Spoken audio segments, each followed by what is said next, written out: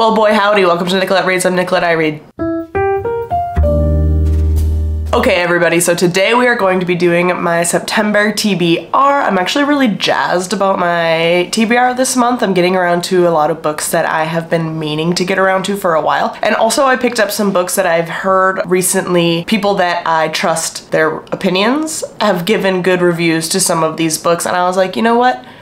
I want to also think highly of that book, and therefore I shall read it. I also went to the Barnes & Noble 50% off hardcover sale and picked up a couple items from there as well that I thought sounded good. So I thought maybe I'd sneak a couple in there this month as well, given time if I have it. And so I'm just gonna tell you about all the books that I perchance will be reading this month. If there's a little bit of crossover into next month, that's fine. But next month's TBR is like chock full of ooky spooky, oopity spoopity type novels, and so I'm really excited to get around to those as well. Okay, so the first book that I'm hoping to get around to this month is The Last Tale of the Flower Bride by Roshani Chokshi. Everybody that has read this either loves it or hates it. I think it depends on whether or not you enjoy a good lyrical writing style. I appreciate it when it's well done. So I think that as long as I vibe with the way that this is written, I'm really gonna like it. It's described as a sumptuous, gothic-infused story about a marriage that is unraveled by dark secrets, a friendship cursed to end in tragedy, and the danger of believing in fairy tales. So this book is about a guy who is really into like fairy tales, and he marries this lady who's like the heiress to a large fortune, and her aunt is dying, and so they go back to her like childhood home and shit goes down, and there's all these secrets between the two of them that are like gonna be unraveled. It's supposed to be very lyrical, very fairy tale, very gothic, very, you know, like it reads like a modern day fairy tale, because I think it's not like I always thought this book was like high fantasy set in like some completely different setting, but it's not. It's just like the real world. I don't know if it's modern day, but it's pretty close. So I am interested in this. I have heard really good things about it, and I think that there's like some sort of mystery to be unraveled in here, so I'm very intrigued about that. So I think this is where I'm gonna start this month, and then we'll just see where the vibes take me. Okay, up next is one of the books I got at the Barnes & Noble hardcover sale, and it is One for My Enemy by Olivia Blake. You may know her from The Atlas 6, Masters of Death. She's kind of everywhere right now. It's happening. Good job, Olivia, especially since she started as self-published, so like good on you, mate. This one, I think this is like a Barnes & Noble exclusive edition because it's black. I think normally it's white or looks different. And it has these cute end pages, and then we have some boys on the back here. So I don't know too terribly much about this one in particular, except for that it's modern day Manhattan, and it's like two feuding tribes of witches, two feuding families. But everybody's witches, and they have this power struggle between the two families that's gone on for like ever, you know how it be. And that's really all I know about it. I've seen some people read it and actually really enjoy it, even if they weren't huge fans of the Atlas 6. So I felt very mid about the Atlas 6, but to be completely fair, I read it. I read the independently published version, and I know that the one that's actually bound and published by an actual publication company is more edited and refined, so I think maybe I'll go back and reread that one and then the Alice Paradox as well. Because I liked it, I think I just have to be in a different headspace to read it again, so I'm interested to try another one of her books. So this one soon. I'll be doing this soon. Okay, next up is another one I picked up at the Barnes & Noble sale. It is The Night Ship by Jess Kidd. I think this might also be a Barnes & Noble exclusive edition. I feel like the normal cover is different, or at least a color change. Bloop.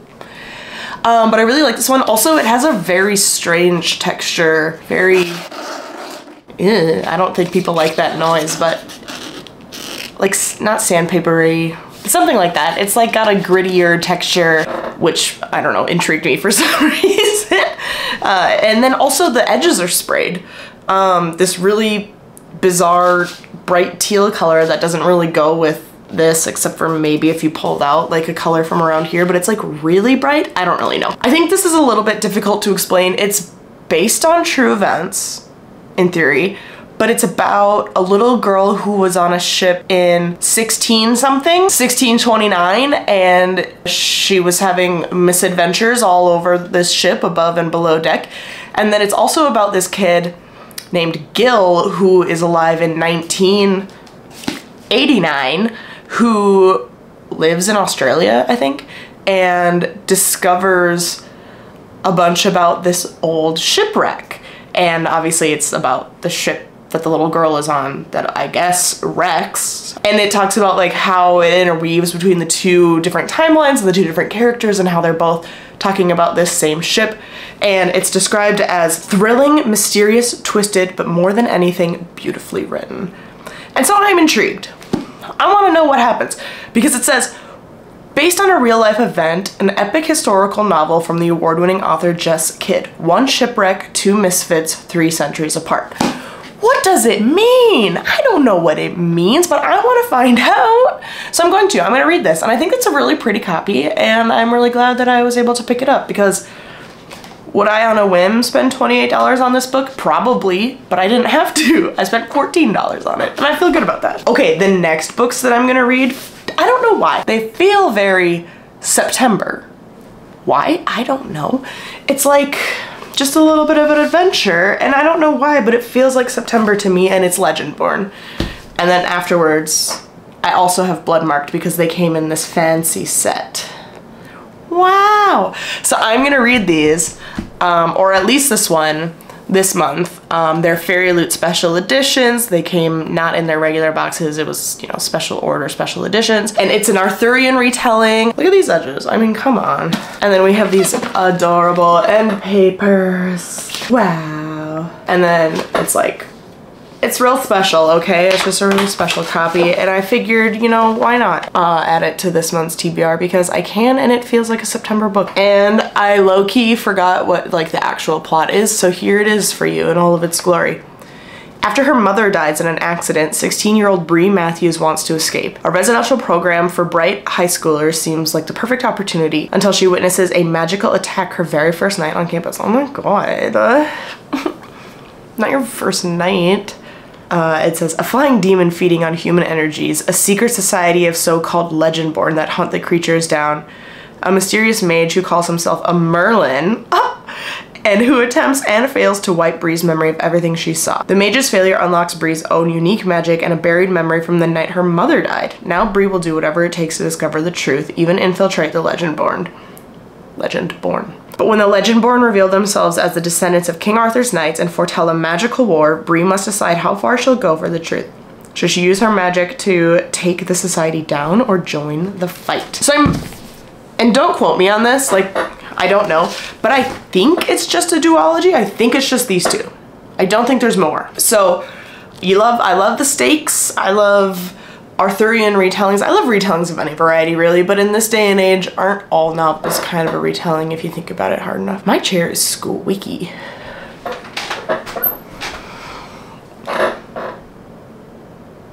Anyway, people freaking love these books, and I wanted to love them as well, and therefore when the special editions were announced, I was like, I'm just gonna buy that, and then I'm pretty positive I'm gonna love it, so then I'll just kill 2 birds with 1 stone, just have the special edition right away. So here I am, I have them, I'm going to read them this month, hopefully.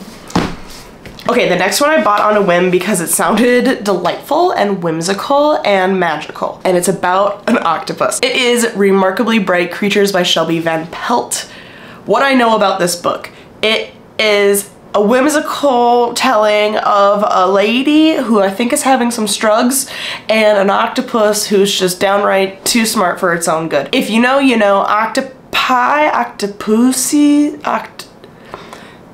These squiggly little 8-legged creatures are intensely intelligent. They are possibly one of the most intelligent creatures on Earth. You know, they're remarkably bright, if you will. I don't really know. I think it like switches points of view between this girl and this octopus who's just like, I think she works at the aquarium and this octopus is just like observing her while she struggles. It says, a charming, witty, and compulsively readable exploration of friendship, reckoning, and hope that traces a widow's unlikely connection with a giant Pacific octopus.